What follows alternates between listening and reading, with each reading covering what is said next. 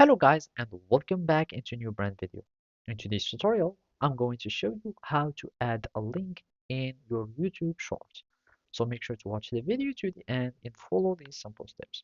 So the first thing would be is just to go to your YouTube Shorts uh, and then you can start adding link. So basically for that we will be needing to use the YouTube Studio. So simply go to your YouTube Studio either in your web app or the mobile app. It will be the same procedure. So basically from here, we will be needing to go to the content.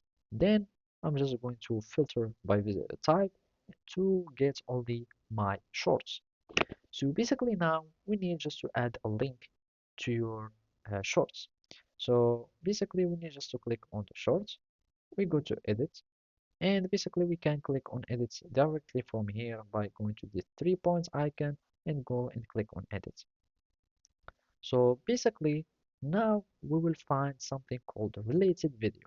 And these ones would allow you to tag videos or add links of other videos to your shorts. So basically here, you will need just to, uh, of course, to be able to use this feature, you will need just to verify yourself or verify your identity. So they can make sure that you are not a bot, etc. And after that, you will need just to add the link of the video that you want to add, and basically it will be added.